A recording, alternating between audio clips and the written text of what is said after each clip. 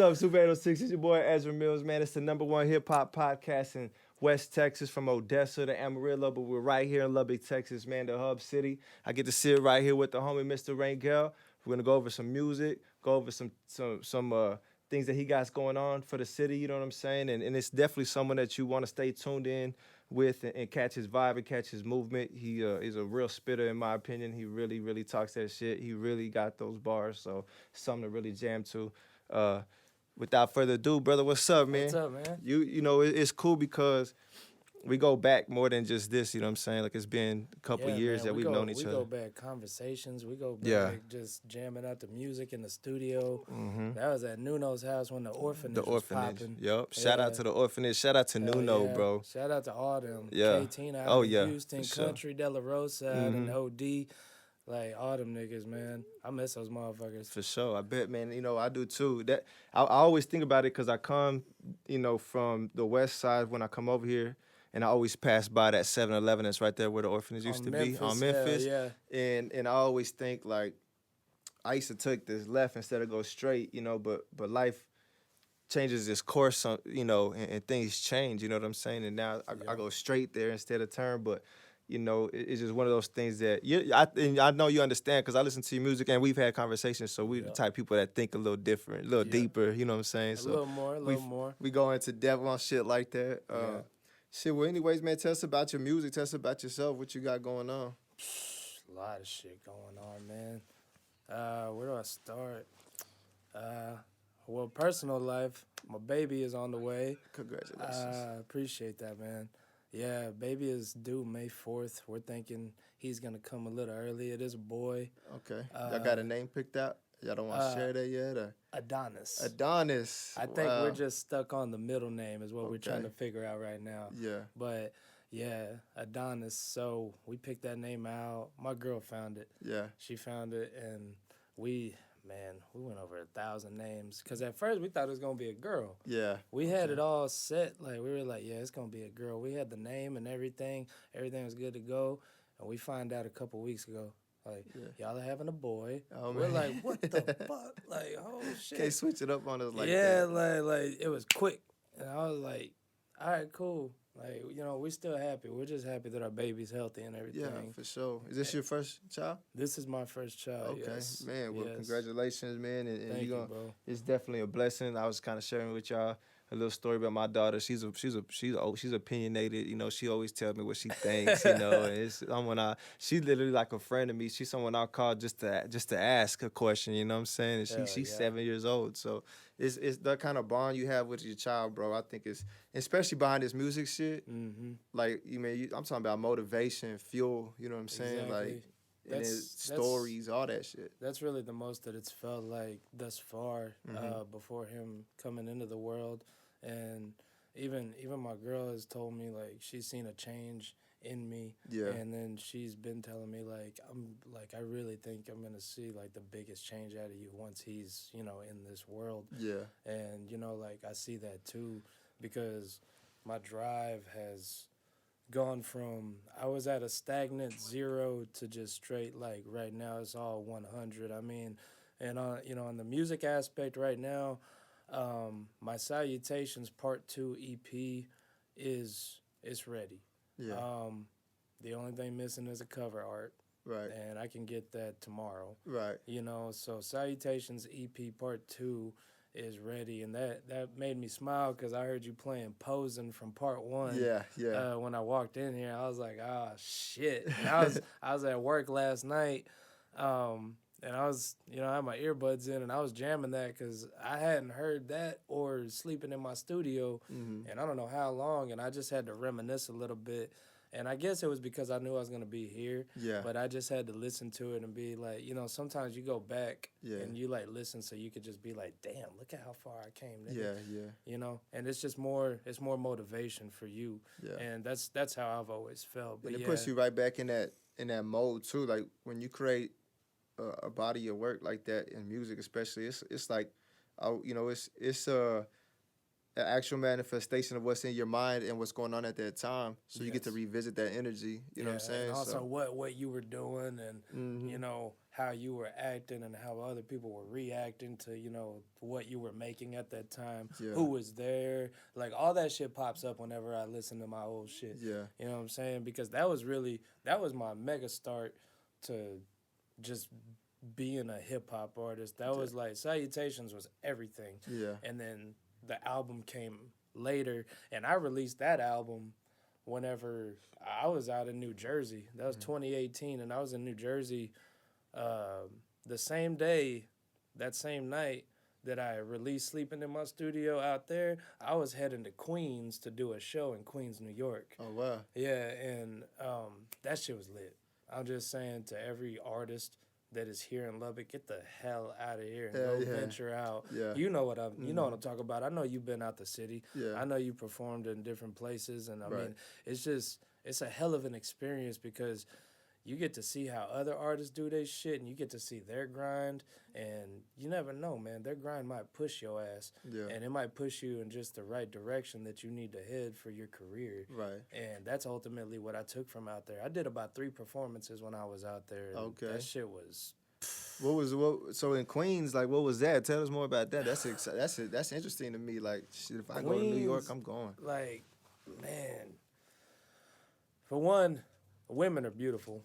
I put that out there first and foremost. The women are beautiful. The love is there.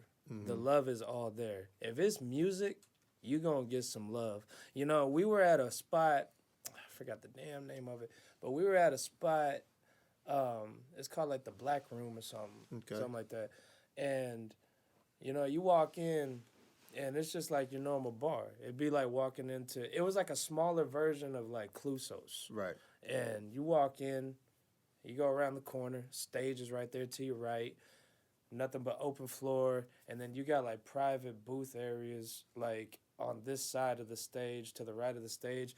The back corner, you got more booths, and then you have the bar right there to the left, and then, you know, back a little further to the left, there's the bathroom, whatever. But ultimately, man, just the people and the vibes that you get out there. And you know what? There wasn't no fighting. Damn.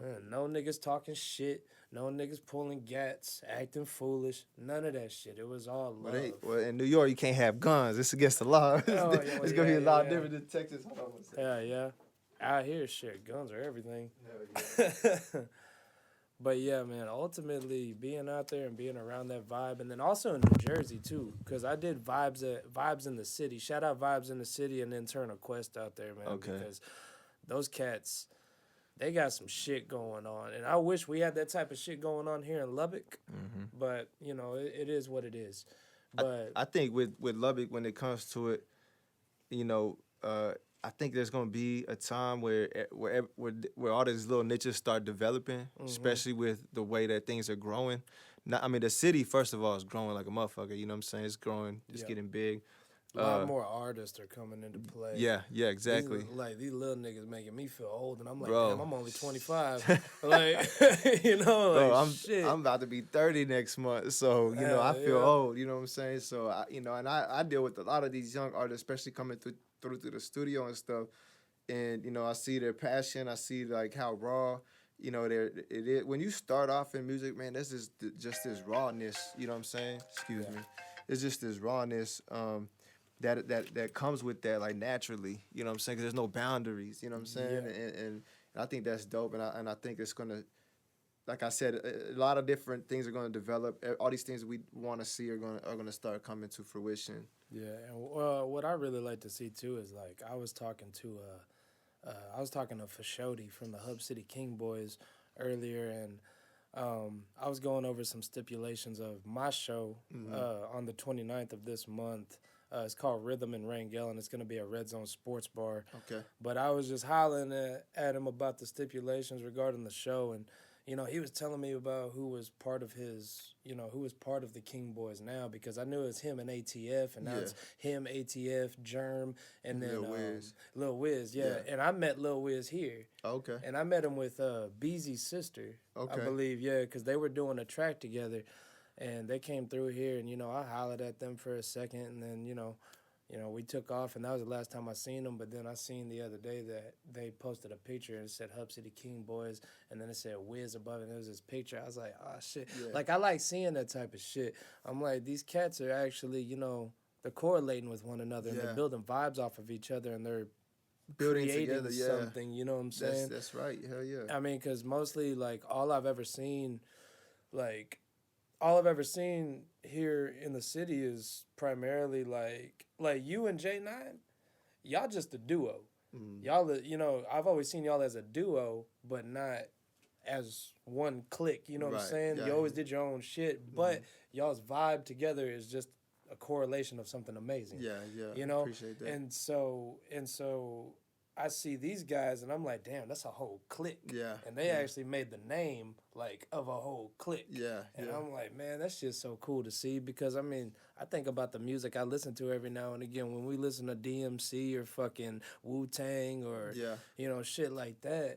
And I'm like, all them niggas were on one song. You know, it's just like, and it's just like Tech Nine, and you know, he has all those cats, but they all form, you know, they all feature on one another's songs. So seeing that shit here in the city, that really is cool. Yeah. And then, you know, if you fuck with them and they fuck with you, and then it just builds something more, and it just builds respect. Yeah. Because I feel like in the past here, the respect wasn't there. But now it's growing more and more and more and more and more and more, and it needs to keep going in that positive direction. Yeah. Like, I mean, it's like I've been looking at shit a whole lot different lately. Yeah, that's good. I mean, you think about the times we was like at the orphanage and having conversation. It's like we need to do this and that needs to happen and this and then boom, now it's like happening. You know, so you know we need to keep having those conversations so you know the ideas keep spreading and I think that's really what it takes is just speaking to each other about like what we see, what we think, what we feel, and you know it's gonna happen. Someone's gonna feel the same way, you know. And shout out to Go Band Gang too. You know they're similar too in the fact that they just a team of people, producers, rappers, like marketers, and it's a young clique. They're young as fuck. And I had them in here for an interview with Young Wop. And you know this whole wall is lined up with members of the clique. Yeah. And you know, they'll tell you, yo, I do the marketing, I do this, I do that. You know, it's like, you know, that's one thing I used to always say is like, man, we need someone to shoot music videos. We need someone to do marketing. We need somebody who's gonna do management. Somebody's gonna do A&R. Somebody who's gonna go out of the city and shake hands with people who could come back and do something. You know what I'm saying? Yeah. So like to see these people are starting to rise up in those positions. So artists are gonna have a better opportunity to get out there with their music and with their brand and shit. You know, and that's a big reason what we're doing here with Super806. And it is a team. But at the end of the day, that team will ultimately form into a label. Oh, yeah. So I'm hoping that them niggas realize that. Yeah. I'm like, now that you have that, you have more, you know, if you're the rapper and you're the rapper ultimately and nobody else is rapping, they're just doing everything else. Yeah. I mean, you got to realize, like, y'all turning into young CEOs. So do something with it. Yeah. You know, don't stay stagnant. Damn. You know, y'all turning into young CEOs yourself because and if them niggas want to be like that. Yeah. If them niggas want to be a part of you and what you create and your product and they believe in it, push, keep doing what you're doing and just make it even harder. Make your grind even fucking harder. You know what I'm saying? Like this shit's fun. It's not easy. But if you love to do it, then you'll put the work in it for it. You'll put the money in it for it because it is worth it at the end of the day, especially if you got talent. You know what I'm saying? Hell yeah. Like yourself, man. And I want to get into Salutations 1. And then also, was it Sleeping in My Studio? Sleeping in My Studio, yes. That was my first studio album, and Salutations Part 1 was my first studio EP. Okay. So who are some producers on these albums? Who are some people involved with it? But you know, besides of course yourself. I had X Neil Beats. He made the song Truth. Okay. He is a master. He's another young cat. He's actually the brother of my buddy Dallas, and he lent. You know, I was talking to him one night at a party, and he said, you know, my brother does this and da da da da da, and you know, he's like 17 or 16 years old, and I'm like, all right, let me holler at him. And I hit him up, and he made me 2 different beats. one of those beats I used for Von the Don and I, and Shout out Vaughn. yeah, shout out Vaughn. He's my special guest on my show at Rhythm and Rangel.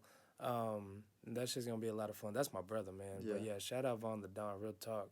But yeah, X Nil, he made those two beats, and me and Vaughn got on one, and then the other one was Truth. And the crazy thing about Truth was it had been out for the whole EP itself had been out for a year. Mm-hmm. And I wake up one day and I get an email from Spotify, and they sent Spotify for artists. They'll send you just notifications of like where your listeners are, how many of them you had for that month, and all that shit. Right. And I opened that bitch up, and it said 1,256 listeners, and I was like, it hadn't been that high. So I go on my Spotify for Artists app, and I open that bitch, and it's at 1,256 streams, and I'm like, okay. Yeah. The next day, 1,400. The next day, 1,700. The next day, that motherfucker built for like a solid 2 weeks. Damn. And right now, it's sitting a little over 10,000 streams, and that's just by itself. Yeah. And I was like, damn. I was like, it took a year, but I'm like, and I seen the playlist that some of it was on, like the movie Creed. Okay. Like it was on that playlist, and it was on some other ones, like real inspirational type shit playlists. But I was like, man, that like when you see that shit popping up like that, I'm like, man, that's just cool as fuck. For real. Yeah. For real. That is a good feeling. And like X Neil, he has that talent because he's mainly EDM. Okay. And dubstep, and he strictly makes beats, that are that genre, and he does mixes and all that. He doesn't even DJ, but he does make money off of that shit. He makes very good money off of what he makes because he does make some dope ass shit. Yeah. So shout out to him, and also my boy Zeus. Zeus made Posin', he made Coastin', Heist, and oh snap, what's the other one on there? He made 4 of them because the intro was just a acapella. Okay. And I wrote that shit off just, man. I had one day I was at the orphanage, I remember, and I started sitting there and I was writing. I had some drink in me. I was just going, and then a couple weeks later I hit up Nuno and I'm like, hey man, I gotta put this down. Yeah. He's like, all right, send me the beat. I said, there ain't no beat. He just said, nah, I was like, there ain't no beat, because I hollered at my homie and I said, hey man, I was like, you ever heard somebody do an intro as an acapella? And he said, no. I was like, me neither. He's like, you gonna do it? I said, fuck yeah, I'm gonna do it. I was like, cause this shit hard. Yeah. Yeah. So it's the type of shit you gotta listen to every word about. You know what I'm saying? So I hit up Nuno and got that shit done, and Salutations, man. That shit was something else. Yeah. It was a damn good EP, man. Like, appreciate it, fuck bro. with it. All of it. That's what, like I was telling you earlier, even like on the intro that I did here, like, you really got bars, you really got talent, like your rap is really good. What are some of the things that when you started rapping, like what motivated you, what inspires you to start rapping? I think it's funny. I think ultimately I was looking for something that I knew I could be good at. And when I say that is because with my medical conditions in my past, it took a lot away from me, which that's just me. That's how I was thinking. But, in reality, anybody could have fought through that shit and been like, oh, you're telling me I can't do this still because of this? Right. Like, I'm going to still do it, Mm-hmm. And I just didn't have that drive at the time. And when I hit about 14 years old, I had some friends who were going through shit, and I started writing letters to them. Mm-hmm. And I wasn't rhyming. I was just writing letters, I really care about you. You're a great person. You don't need to, blah, blah, blah, blah, blah, blah, blah, blah, blah. And I started doing that for them, and I noticed it made them feel better. Right. A way with words made them feel better, and it was, words of affirmation. Yeah. And so I was like, what if I started rhyming with this and, making poetry, though? Yeah. So I started doing simple stuff like, you know, as far as the rhyme scheme goes, you know, A A B B C C D D, A A B B C C D D.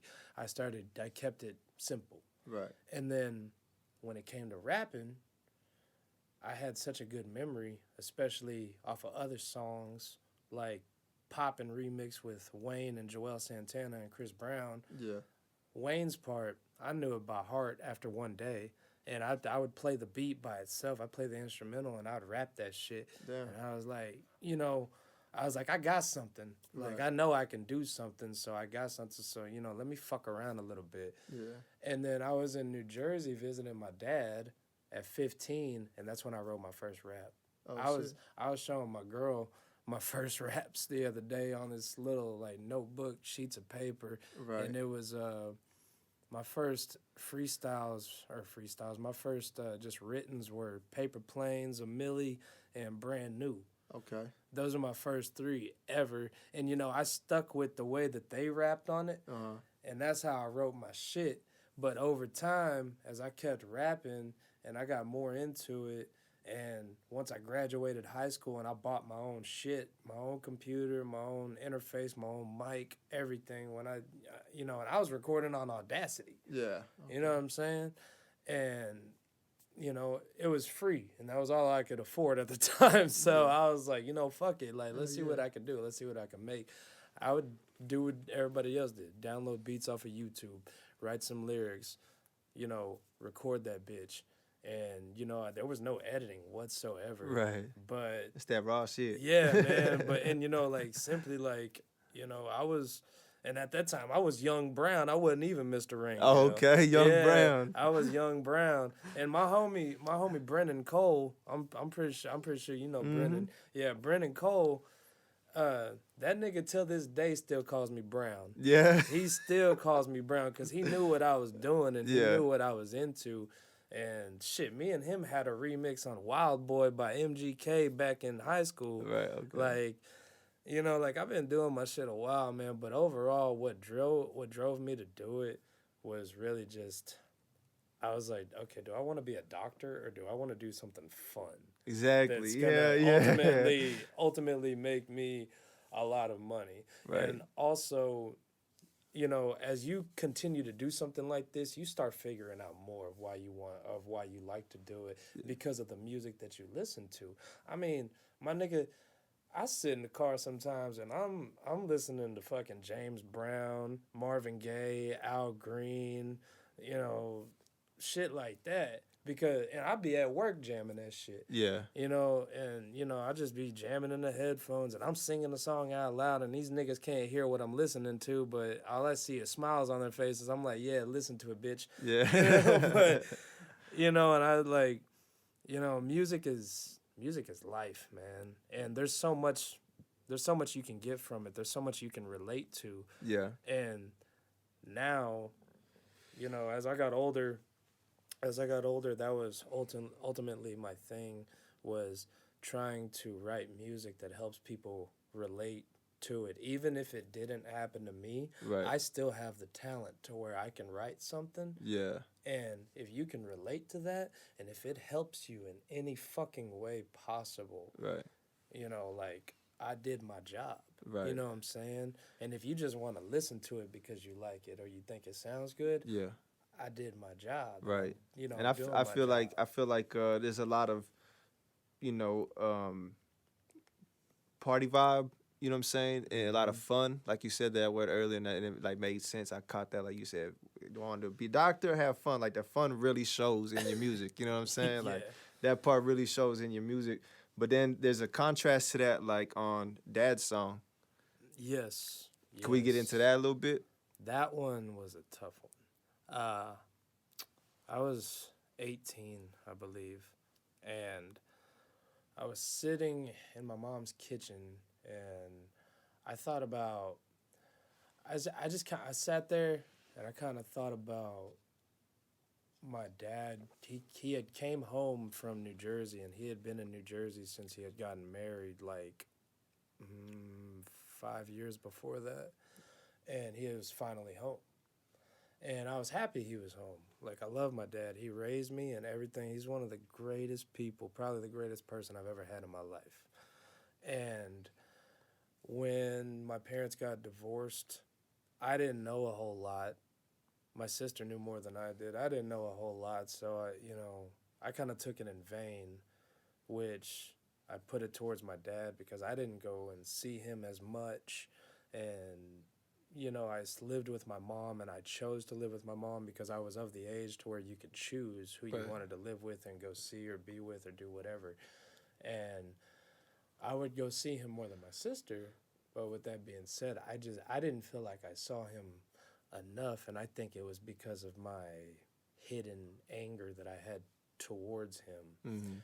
And I had to write about it. Yeah. I had to write about it, and it turned into a song, and I produced that beat myself. Okay. And I produced it in the way that I wanted it to sound exactly, and I found all the sounds that I needed and meshed it all together, and I made it the correct tempo, and it was a very good song. Yeah, it is a really good song. When I was hearing it, I was like really captivated by what you were saying, and now that I know even the beat was made by you, like it makes sense too, because I was like, damn, like, to be 100% honest, this thought crossed my head, like, he found something to do with that part of the beat, but instead it was vice versa, like you made the beat to do what you wanted it to do. Exactly. Because now that makes sense, because I was like, I don't know what I would have did on that part of the beat if it was when it just kind of dropped down. Yeah. You know what I'm saying? I was like, okay. And that was what my main goal was too, was like, when I used to produce like that, it was very simple, but putting it together was the little hard part. Right. And so ultimately, whenever I figured that one out, though, I was like, okay, finally, I got this shit. Yeah. Like, because I sat there, like, that's probably the longest, that song probably took me the longest to figure out. And it was for good reason. I needed it to be a good song, and I needed it to have that passion, because it was really the way I felt at the time. And once I got it out, it was like everything off my shoulders. Did he hear it? Do you know if he's heard it? He heard it 2 years ago. Okay. And that was for my reasoning only. Okay. Because I wasn't ready for him to hear it. Oh, and okay. I told him, I said, I wrote a song for you, but I don't know when I want when I want you to hear it. Right. And he was like, he kept asking me, and I was just like, you gotta wait on that. You gotta wait on that. Till He you're was ready, always kind of asking thing. me, and he would get mad too. He act like he ain't mad, and I'm like, you be alright. Yeah. And then when I released it, the album in 2018, he called me, and I think I was in New Jersey, but he called me just to talk to me and see how I was doing and see how, because his family is the one that I was out there visiting. Okay. So he was just seeing how everybody was, and he was like, "Did you release your album?" I said, "Yeah." I was like, "Your song's on there, right?" And he's like, "Oh, is it?" I'm like, "Yeah." And then he took like another 2 weeks before he actually listened to the album. Damn. But he listened to it, you know? My dad loves what I do. I get the musicianship from him. Okay. Yeah, he play or? Yeah, he's all over the map musician. He plays congas, timbales, chimes, keyboard. Anything with his hands that he could play, he could play. That's dope. Yeah, and for Christmas, I had this guitar, and I don't know how to play guitar, and it was a gift, and I was gonna sell it, and I was like, I didn't have it in my heart to sell it, because my dad was the one that always told me, he said, if you ever have anything like a microphone, a guitar, like anything that's an instrument that you can use or can be used later, even if it's old to you and not new to you, he said, don't get rid of that. Yeah. And so that's why it was really hard for me to get rid of my microphone. But you know what? When you need the money, you need the money. Yeah. But for sure. The guitar, I ended up giving it to him as a Christmas gift. Yeah. So it was gifted to me, and then the next year I gifted it to him. Nice. And because he kept asking me about it, and he wanted to see it, and now he has it. I'm like, there you go. That's dope. there you go, old man. What do you what can you tell us about, like, I know in that song you had mentioned surgeries and then you mentioned your health earlier. Is that something you could tell us about, or you? My condition, yeah, it's a complicated condition. It's I've been dealing with it since I was 5 years old. I could talk about it because it's made me me. Yeah. You know what I'm saying? And I get told a lot like, oh my God, you have such beautiful eyes. I'm like, you trying to drown in them or what? But no, I've had a lot of surgery. When at a young age, from 2000 to 2006, I had about 8 eye surgeries. Oh wow. Yeah, but it's gonna be with me for the rest of my life. So I figured, why fret about it? Just keep the ball rolling and keep doing what you got to do. And I mean, as far as medication, it ain't that bad. As long as I keep my medication stable, I'm stable. Yeah. So more you keep it stable, less you got to go to the doctor. Yeah. The more unstable you keep it, the more you got to go to the doctor. So, it's just stay on top of it. Yeah, stay on top of it, and don't lose no sight or nothing like that. Yeah. And I mean, like, I love it because even with my last shit, because now I'm Monumental Root Records is what I've created. Okay. And that is my ultimate goal. The logo's made already. I'm getting ready to push it along with the Salutations Part 2 EP. Okay. And I created that because JHR was just... In my video, I'm the One. I had one of my old T-shirts, and I threw lighter fluid, and, I burned the shirt. Mm-hmm. And that was ultimately, like...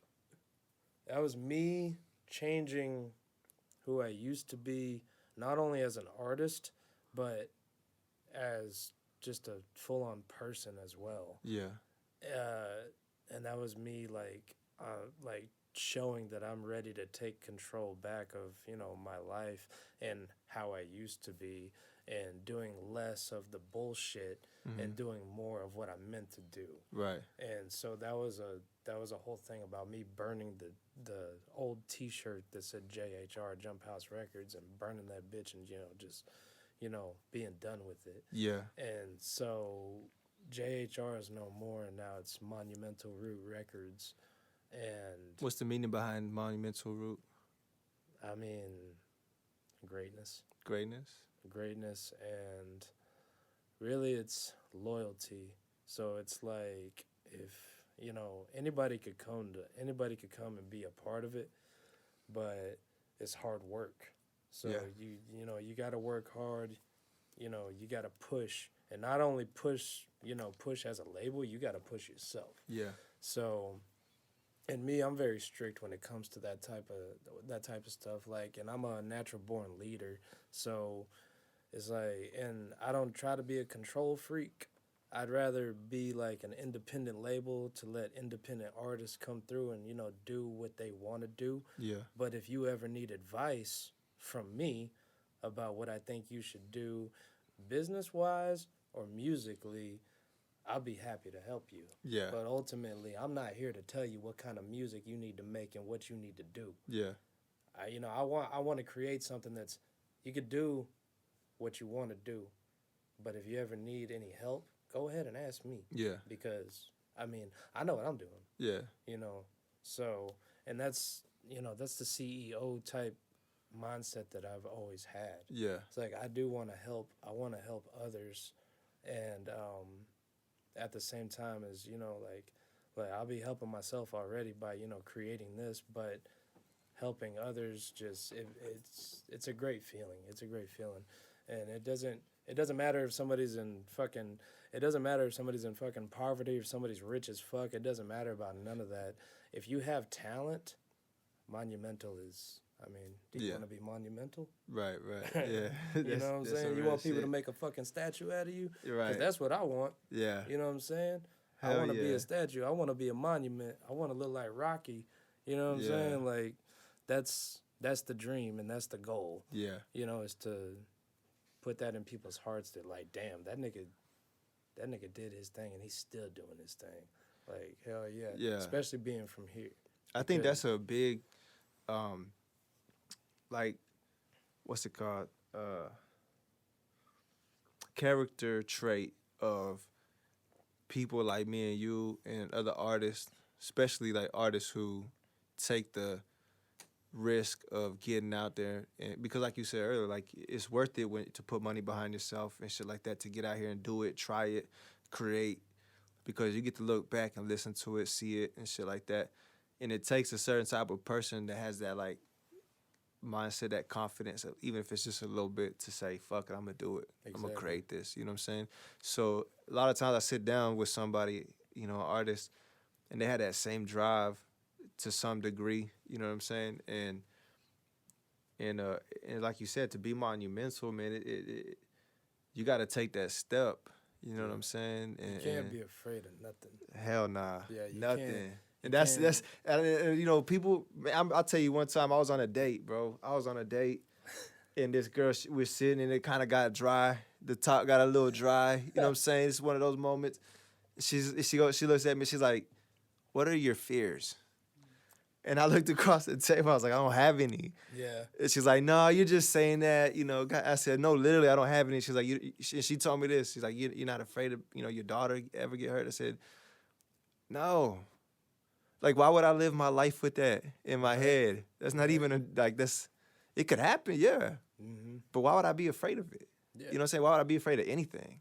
There's just no room. It's about the way you handle situations. Yeah, exactly. Like that. And it's just like so when it comes to that word fear, I don't understand it.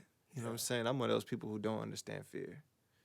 I mean, I guess I do in the sense of like survival and shit. But when it comes to out here in this life, especially like with going on with like things like music and art, like there ain't really nothing to fear. You know what I'm saying? Yeah. All those things, paint the pictures of what you might fear, so you can see there's nothing to be afraid about.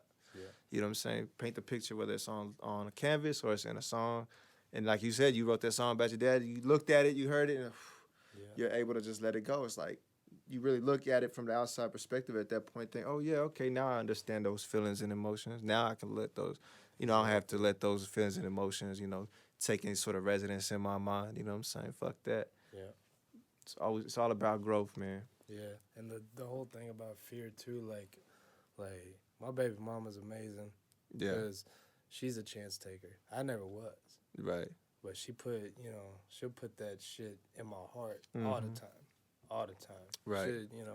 She pushes me more than anybody. That's what's up. Yeah. That's the kind of a good woman by a good man's side, bro. Y'all gonna break down walls. Yeah. You know what I'm saying? I'm just saying, a Leo and a Scorpio, you can't fuck with us. I was gonna ask you that earlier. What you are? That's funny. You know, I think that's cool, man. Like, you know, I've always been the type of person that's the one thing about rap music. It'll make you believe that, you know, you don't need to be in a relationship, and you know, and this, that, and the third. But they don't show you the power. Mm-hmm. They don't show you the power between two people. You know what I'm saying? Like, especially when you need somebody. You know what I'm saying? Shit, they're right there. You don't gotta call. You ain't even gotta say something. You ain't even gotta say that you need them. They kind of already know. You know what I'm saying? They can feel it. Tell me about Salutations too, bro. What could we expect on it? What type of songs? What type of vibes? What type of producers? Did you produce anything on it? No, I did not produce anything on it, but I can tell you it's fire. It's fire. I believe it too.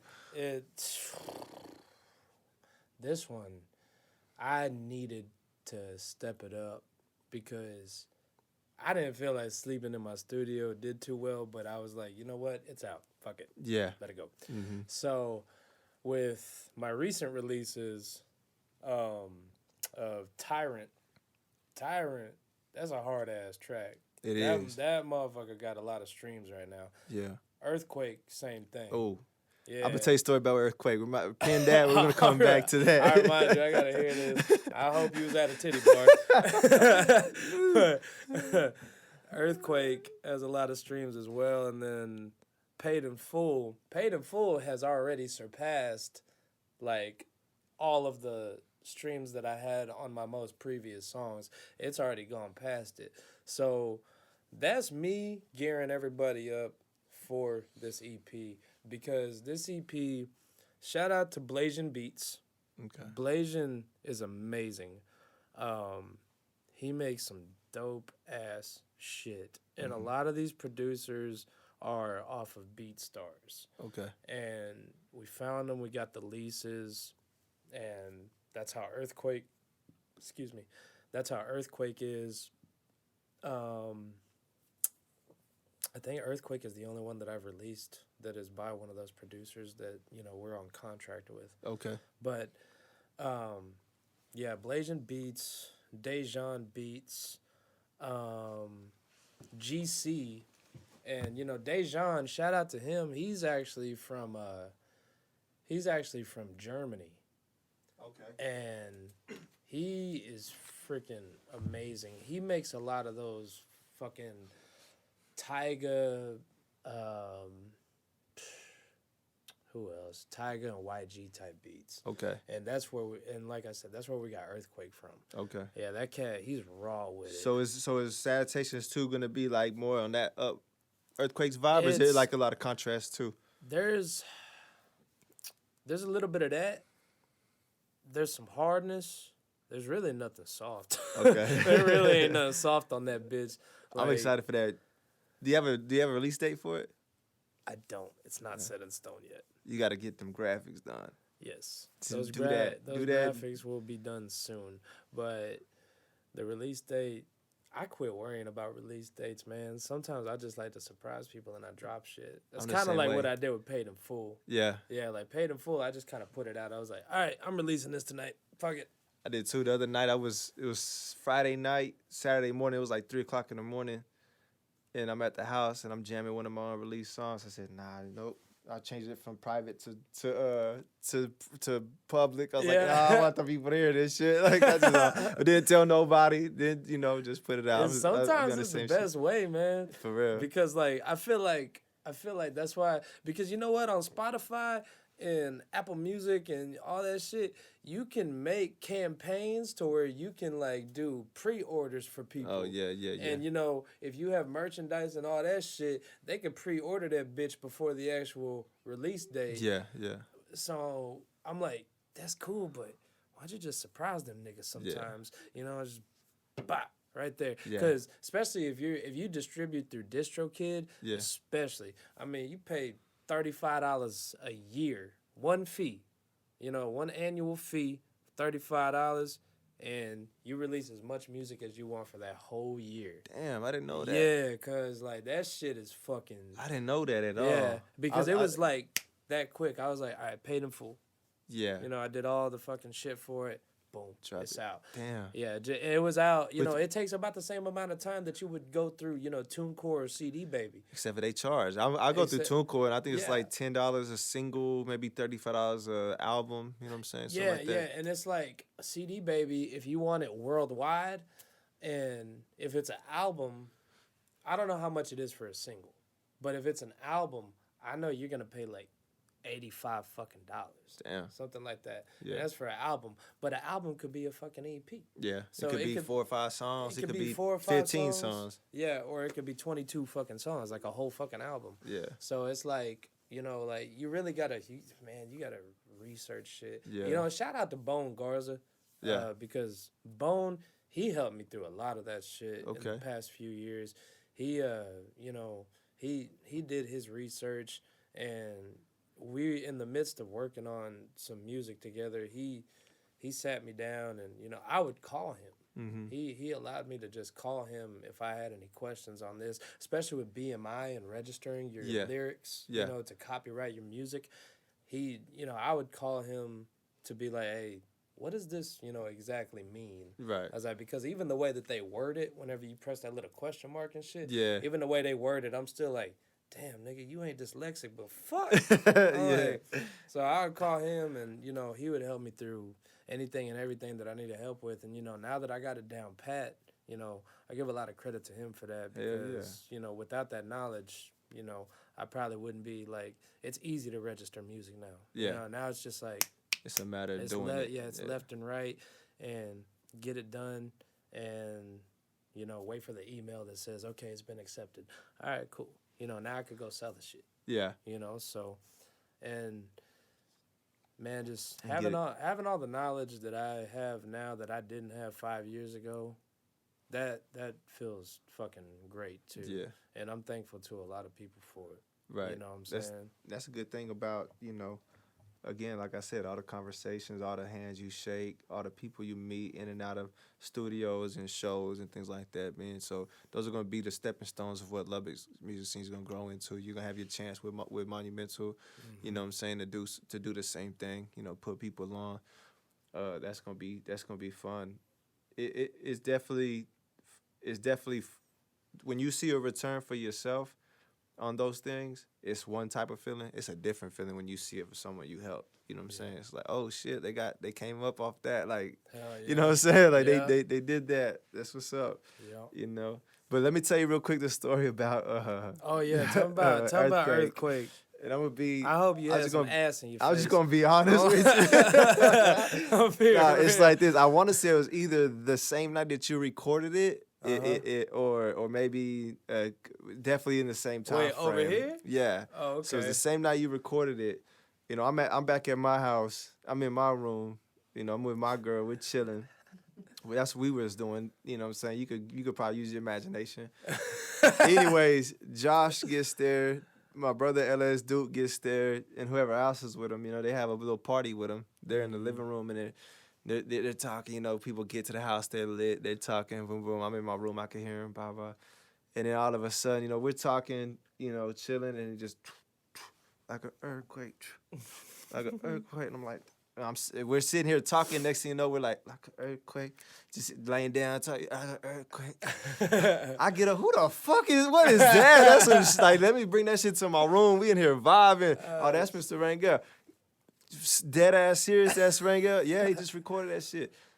Nigga, that was some like radio play shit. Like I was like, I thought y'all was in here partying, throw on some iTunes, Spotify, put on some party music. Like, no, that shit was up there. So I even told my girl that, I told her like, yo, that's who I like, this guy, right? Whatever happens with this song, we're gonna stay watching because something's gonna pop with this song. It might not even be today. So like that song, that's a badass song, bro. Like, appreciate it, it's badass when it gets you up out of what you're doing. You know what I'm saying? Yeah. Like, when you hear like, who the fuck? Yeah, and at that time, I didn't have no, like, it didn't even cross my mind. Oh, that's someone local. Oh, that's someone I know. Oh, that happened at the studio. It was just so good. I was like, I gotta see how I find that on my phone. Because I need to bring that in here. You know what I'm saying? Into my party. You know what I'm saying? Like, that's definitely one of them songs, bro. Yeah, that's what it's about too. That's what it's about. And you know what? I like that too. Because getting somebody off their ass and wanting to dance. Yeah. Like, I'm like, yeah, if you want to get off your ass and dance, you're going to want to know the name of the song and who the hell it is. You know what I'm saying? So you can search that shit. But if I'm making people dance, shit. Yeah. Ultimately, that's a lot of the time in this industry, if you making motherfuckers dance, you're doing good. You good, yeah. You really on the right track, bro. Because to get my ass dancing, all I gotta hear is suavemente. Yeah. You know what I'm saying? Like, I hear that shit, I'm like, oh shit. I'm like every Mexicano, the only nigga going up there in Air Forces and not fucking boots. You know what I'm saying? Like, that's hilarious. So if I'm making music that's wanting people to get off their ass and shake something, I'm like, all right, bet. Yeah. Because I got a few tracks like that. Yeah, you need to drop some more of that shit. I'm telling you, bro, all your shit all the way around, like, from the deep shit to the dance shit, I feel it. I fuck with it heavy. I was even thinking today, I was like, man, I got like 3 songs that I hear you just, I don't know if you're into like having writers, anybody, but I've wrote like 3 or 4 songs. I'm like, man, I don't see myself performing those, but like, the energy you bring to them would probably fuck them up. You know what I'm saying? Like, for real. Like, do some good shit with them. Oh, no. I've always thought about writing for people. Yeah? Yeah, I've always thought about sitting in that seat. Yeah. Yeah, because I know, you know what? I know country does it. I know country's written some songs for some people, and, they paid them for it and everything. Yeah. So I've always thought of it, and my dad always asked me about that, and I was like, it'd be a good little payday. Hell yeah. You got to make sure you get it to the right motherfucker, though. Yeah. Because, speaking on my rock stuff, like, in that nature, I'm like, man, I was telling my girl earlier, because I was thinking about about those songs, and I got like 3 of them, but I was like, man, at one point I was like, should I even, because I want to do these live. Like, I want a band behind me. Okay. And I know I could find one. For sure. But I would just want a band behind me playing that shit and actually perform that shit like that because it'd be awesome. And at the same time, I have thought like, man, what if I sold this shit to like Maroon 5 or Type something? shit, You know I'm telling you, dog. Because that's the fucking mentality I'm on. I'm like, these songs are fucking dope. But I know I could get somebody to buy these hoes and fucking turn it into. Bro, there's definitely a process on how to get that door open. And I've thought about it before as well. And I think that's definitely something I'm gonna put on my homework list, man. Figure out how to find somewhere a funnel. You know what I'm saying? It's like, hey, we could send this music down this funnel and see if we could find someone to buy this shit. The only thing I've seen thus far that does that is that show. I think it's on NBC or ABC, and it's called Songland. Okay. Adam Levine is like one of the main guys that is a judge. Okay. Or he's like a host or something. But I know my dad was telling me about it, and he was like, I think you'd be a good fit on that show. And, you know, da-da-da-da-da, just, I think you should sign up and everything. And I thought about it, never did it. But he was telling me how Will I Am was on there, and these 3 artists, they performed their songs. He bought all their songs. Oh, shit. He bought all 3 of them. Damn. Yeah, the other judges didn't get the like nothing. Yeah. But I guess they didn't like it. I don't know, but he thought that they were all really good songs and that they could be produced and published, you know, in a little better way, change them up a little bit, but ultimately make them great. Yeah. So he bought all those fucking songs. That's I think dope. $1 million a piece. Damn. Yeah. Damn. I was like, I just need to sell one. Right? Just let me sell one. Yeah. Shit. I was like, let me sell one. And I'll then sell it. Hey, I'll sell it for 10 stacks. I might sell it for 1. I'm like, nigga, let's go half and half on the royalties now. Like, I got a bill right I'll here. take like, 2. Hey, if Will I Am has a song that I sold him, I'll take 2%. Give me 2%. I'm gonna take home $200,000 a year off that shit. You know what I'm saying? Like, because that's one thing that I've had a lot of conversation with people about percentages and shit. They don't really understand it. You know, they look at it and they see something like the number 50%. Oh, I don't want to give up half of what I got. But if you ever watch Shark Tank, these motherfuckers go in there and they barter for their percentage of owning a company. Yeah. Your song is essentially a company or a product, anyways, in its own right. You know what I'm saying? It's its own thing. It's got its own. It's its own. What they call it is a joint venture. You know what I'm saying? So like, you got a song that I like, I stand behind. Hey, I'll give you $500 and I'll take 50%. Yeah. You know what I'm saying? Hell yeah, I'm gonna do it. Yeah. You know what I'm saying? Hell yeah, because 50%? This is one song. Yeah. I'm about to make 200 more songs with that $500 you just gave me. Hell yeah. And then I'm gonna wait on my royalty check every 3 months from the 50% that I still own. You know what I'm saying? Like it's like either way we're gonna get paid. It's gonna happen. You know what I'm saying? Like there's a lot of opportunity. To me, music, and I stand behind the game is sold, not told. But to me, music is a goddamn money press, bro. Yeah. You got your own money printer. If you can make music and you understand the business side of it, you know what I'm saying? I've always been like, it's not about the money, it's about what you do with it. Exactly. So if you do the right things with that shit, and you put it into the right, just put it into what you're fucking doing. Yeah. You know, greatness will come out of it. You're gonna have your failures, but ultimately, it just don't stop. Yeah. You can't stop. If you stop, you quit. Yeah. If you quit, you're done forever. Yeah. You're already telling yourself you're done. Yeah. So you can't be doing that shit. Damn. Especially if you got the money. Hell yeah. You know what I'm saying? So if you got the money, fucking do what you're gonna do. Yeah. That's what I want to tell everybody. You got the money, do what you're gonna do, because something great will come out of it. If you don't got the money, go get the money. Exactly. Like there's so many options. You ain't got the money. Go hustle. You ain't gotta hustle drugs, but go fucking hustle. Exactly. I'm gonna stand behind that. You don't have to hustle drugs, especially to be in music. Yeah. You know what I'm saying? Like everybody want to be a dope boy now. You know, everybody want to sell this and sell that, but I'm like, you're risking so much. Yeah. You're risking so much.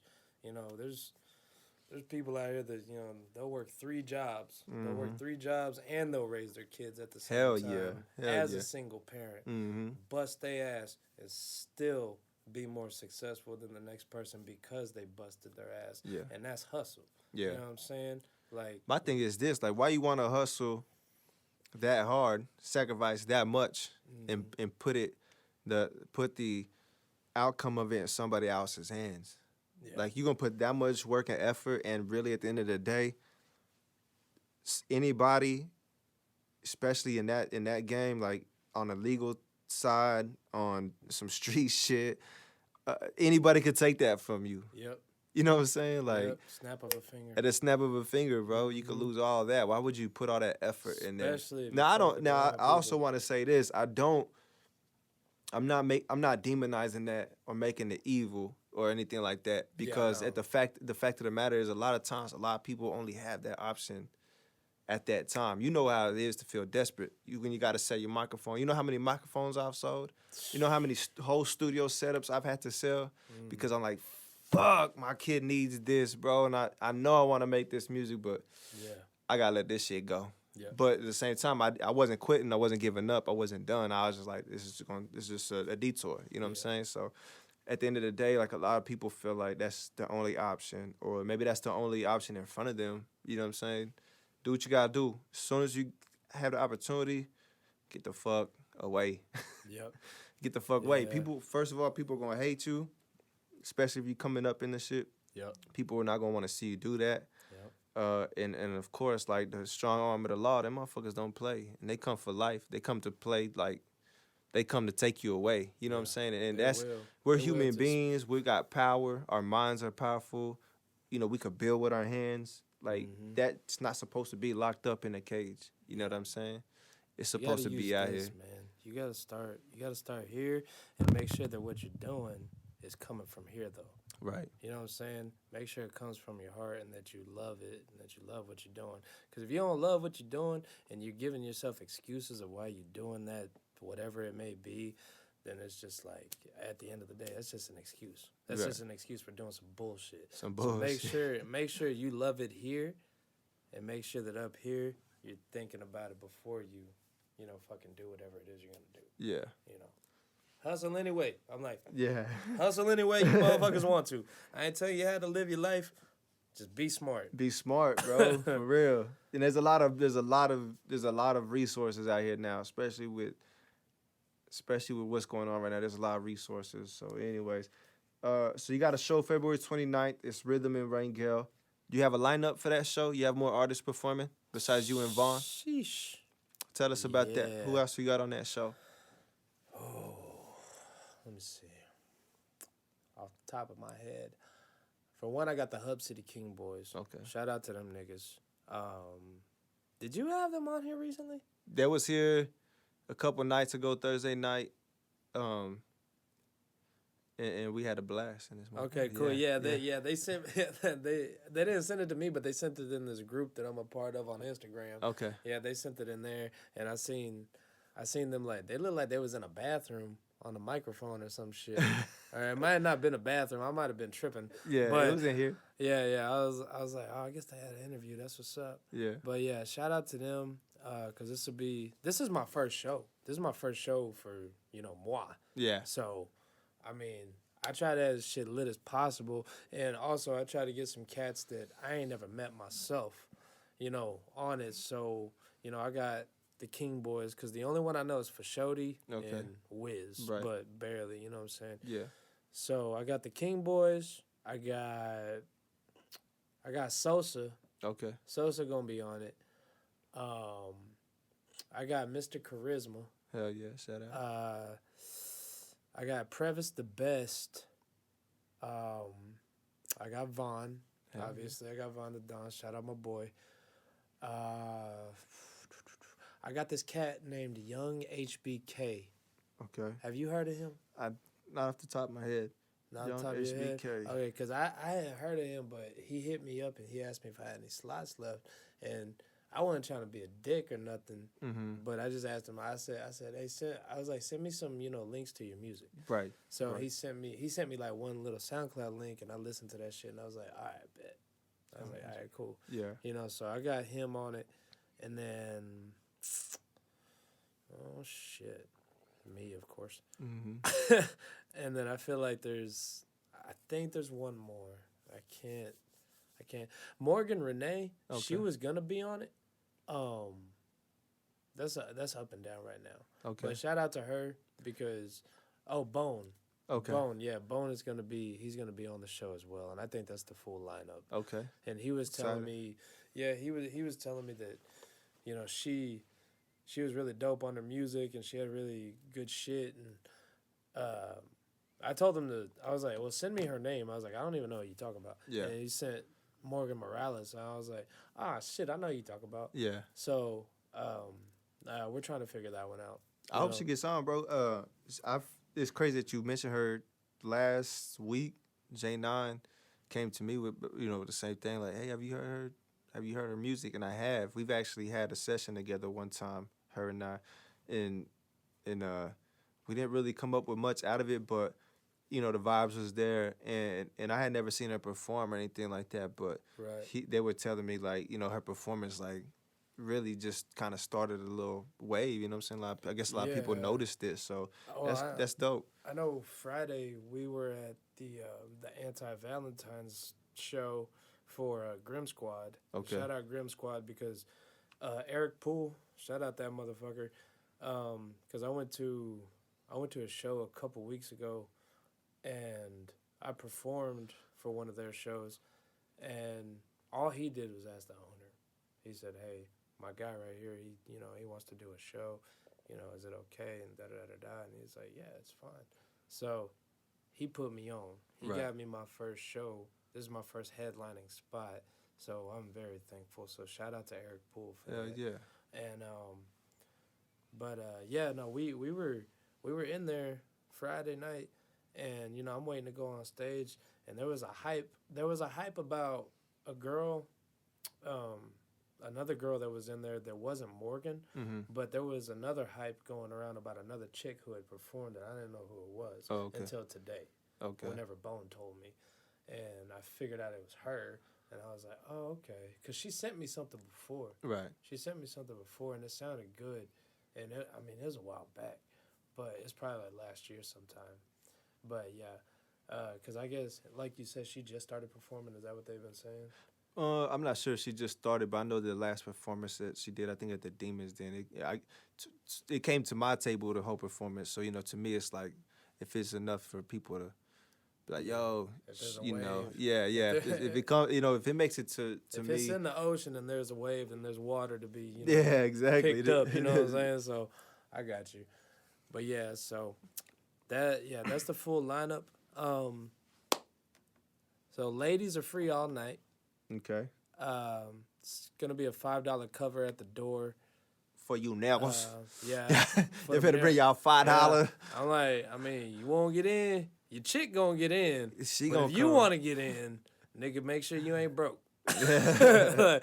I'm giving y'all 2 weeks to prepare. Goddammit. February 29th. February 29th at Red Zone Sports Bar, 6624 I-27, right next door to the Red Roof Inn. The Red Roof Inn. See, I'm telling you, one of the songs that I'm telling you about that I think I hear you performing, I'm gonna have to show it to you because it's called the Red Roof. It's about the Red Roof Inn. It's about partying at the Red Roof Inn. One of your joints? One of my joints, yeah. Like I'm like I have it and it's cool. I'm just like I don't know if that's gonna fit anything I got going on. You know what I'm saying? I just don't know where it's gonna fit in. It's like real party vibe. It's funny you talking about that because I was telling my girl about a party we had at the Red Roof when I was in high school. Yeah. 420 party. Oh, shit. Oh, man, we got But that lit. was a place to have a party at. Yeah. That's why I wrote that song. Like, nigga, we had real. towels under the fucking door. Bro. We had like 11 niggas in one room. We were all passing blunts around. Shit was too lit. Bro, I remember feeling like just, I don't know, rock star-ish. The way we have parties at that fucking hotel. Anyway, so you got 2 other shows in March, right? Yes, I have. Mr. Charisma asked me to be a part of a show on March 17th, and I believe that's his first headlining show. Okay. So, and it's at Red Zone Sports Bar as well. Okay. So, y'all look out for March 17th for Mr. Charisma's show, because that shit's going to be lit, and he got your boy on it. So, I'm like, yeah, it's going to be real lit. But... yeah, March 17th, Charisma put me on, and March I hope I get this right. I want to say March 28th. It's called E&J Bash, Okay. which I loved. I was like, these niggas here. So it's E Baby and Germ. Okay. E Baby and Germ, they put a show together. They call it the E&J Bash, and I was like, shit. And you know, my girl's name is Brandy. Okay. So I was like, I'm gonna perform Brandy at the E&J show. Yeah, it's just gonna And be she a was like, babe, trifecta. that's a good idea. I said, hell yeah. Yeah. I was like, so March 28th, I will be at, I believe that one's at Demon's Den. So we'll be out there chilling with Jason. Shout out Jason. Right. I don't see that nigga too much no more. I still remember seeing his ass at the old bar in the depot. Yeah, for sure. All the time. But Man. yeah, man. So Rhythm and Rangel, February 29th. I want everybody there. Everybody. Because it's going to be lit. Y'all show up. Y'all pull up the red roof. I mean, that red zone. Red zone at the red roof. I'm like, you catch a case of my dyslexia. Hey, but just make sure whenever y'all get everything rolling, man, tag Super806 in it. We'll share it. You know, make sure that people, you know, can get that information so they can pull up. Thank you. And all that good shit, man. Is there anything else you want to leave us with, man? Anything we didn't cover that you're like, bro, I can't leave here until I say this? Man, I just really want to say thank you. I want to say thank you to my family. Thank you to my baby. You know, I'm very thankful right now. Good. My mind has been very positive these last 7 or 8 months. Mm-hmm. And the state of mind I am in has never been this uplifting and this great. So, you know, and I'm very happy in the place that I'm in as opposed to the place that I was. Right. Last year and, you know, the years before that. And so, you know, I feel good. I feel healthy. I'm sticking to my shit. Y'all better get with me while you can because come October, I'm moving to Austin. Wow. So, okay. yeah, I'm getting out of Lubbock finally. Hell yeah. You know, and taking my baby boy, taking my girl, and, you know, we're going to go start a new life and, you know, keep the grind going. Keep the grind going on my end, you know what I'm saying? So, y'all get with me. Also, for everybody that doesn't know, if you don't follow me, follow my Instagram at Mr. Rangel _19. Follow my Twitter. It's at Mr. Rangel 19. Follow my Facebook page, which should just be, I believe it's at official Rangel 19. And follow my Snapchat at Mr. Rangel _19. Hell yeah. So, you know, follow me everywhere. You know, show some love, man. I'm all over the place. You know what I'm saying? And go jam out to Paid in Full. That is my latest release on Spotify, Apple Music, Tidal, Pandora, any music streaming network that you got your hands on, it's on. Google Play, Deezer, you name it. YouTube, you know, you name it. So go jam out to that. Be on the lookout for Salutations Part 2. If you do follow me, pay attention. If you don't follow me, go follow me, pay attention. Yeah. You know what I'm saying? So I'm in it to win it, baby. This is Mr. Rangel. Bro, I appreciate you being here, man. I want everybody to go right now, go stream his music on, like he said, on all the platforms. On YouTube is where I like to go. Paid in Full is probably, it's a very good song, and it's going to be something that y'all want to be a part of this guy's movement. Like I said earlier, I've seen him develop, you know, to where he's at now, and I just want to see this shit keep going. So I need everybody to go stream this shit, go listen to it. If you can, if you buy music, buy it, purchase it, download it, all that stuff. I want to see you keep doing more music. I want to see the next thing you got going on. I want to see the, ain't no quitting, you know what I'm saying? So I I need to see that shit, and I need the people to get behind it. I need the city to get behind it. So Super806 do some super ass shit, man. Get with it, man. Rangel, I appreciate you coming through, bro. Thank you, brother. Hell yeah. Appreciate you.